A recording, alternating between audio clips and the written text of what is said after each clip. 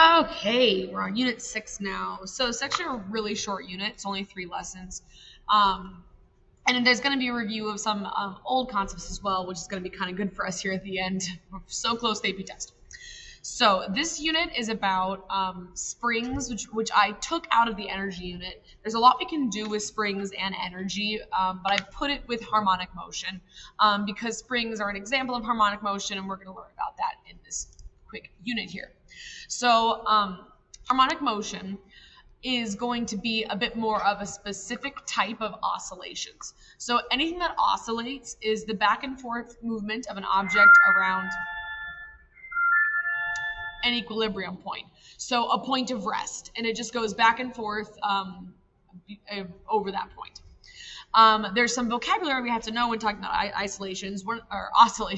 One of them is cycle, which is whatever the pattern is of an oscillation. So this is a repeating pattern. Yeah, 1, 2, 3, 1, 2, 3, 1, 2, 3, 1, 2, 3. What we would call the cycle is 1, 2, 3, right? That's the repeating pattern, and then it goes over again.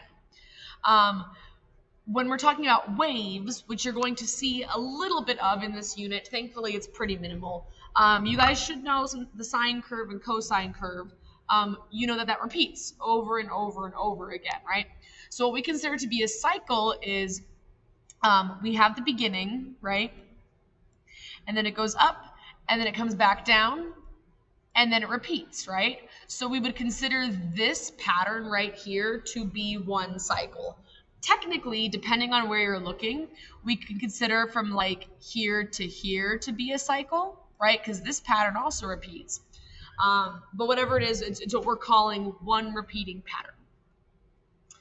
Now, no matter what you consider to be the cycle, again, technically in this case, I could have said 3, 1, 2 is the repeating cycle because that does repeat 3, 1, 2, 3, 1, 2. Whatever the cycle is, though, the period of that cycle is the same. So the period is the time it takes to complete that one cycle. So again, even if I'm calling this here whoosh one cycle or this whoosh one cycle, what will end up happening is that it's going to take the same amount of time to complete that. So oscillation object occurs when there is a restoring force that pushes or pulls the object back towards its equilibrium point. So the biggest two and most common types of oscillations are springs, right? A spring can just sit at rest, but if I pull a spring and let it go, it doesn't just whoosh come back, right? If I pull a spring and let it go, it goes do, do, do, do, do, do, do, do, do, right? Past that equilibrium point. A pendulum, same thing, right? If I pull this guy up and let him go, there was no friction here, he'd go back and forth, right? That's a pendulum. So we're going to talk about what these forces are that make oscillations happen, because if there is continual change in motion, there's a force going on there. So the first thing you're going to do is make a note card. This is kind of a long note card because there are 10,000 different formulas for period, depending on the type of oscillation. So there's a basic formula for period here, which is T. T is the variable for period. For time, you can think about it like that. It's capital T. But depending on what type of oscillation you're talking about, again, if it's a spring or a pendulum, there's different formulas. So we're going to talk more about these later. For right now, just take some time, copy this note card, press play when you're ready. Okay, so we're going to fill in just a couple more vocabulary terms here, and then we'll pause here for the Edpuzzle. So when you wrote the period note card, again, period is the time it takes to complete a cycle. There's a couple new things in here on this note card we're going to talk more about. This formula in particular, we're not really going to use this unit. We'll use it in the next unit. This is omega. It's not W. That's a Greek letter there, omega, equals angular velocity. We're going to learn that later. This, however, we're going to talk about now, which is frequency. So period can be 1 over the frequency. So frequency is the number of complete cycles per unit of time.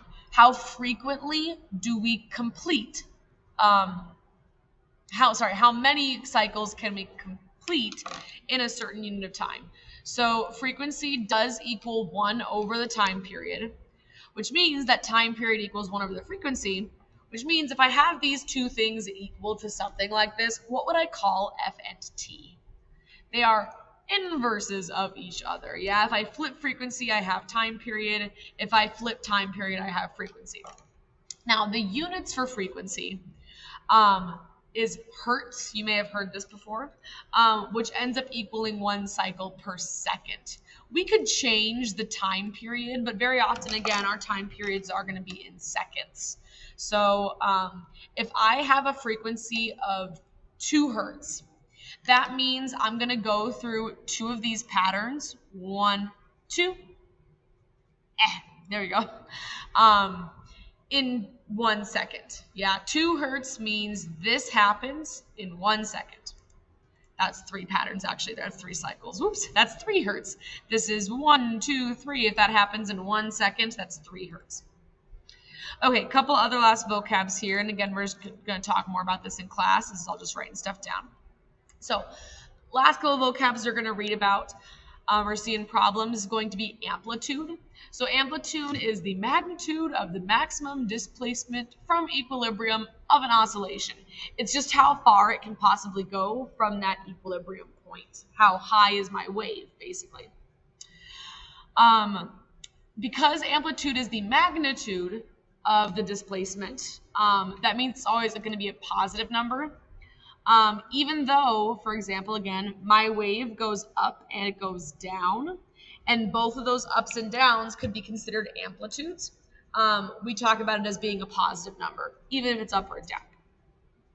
So we're going to talk more about this stuff here. Again, this was all just writing the basic vocab down, get your note card down. We'll talk more about this stuff tomorrow.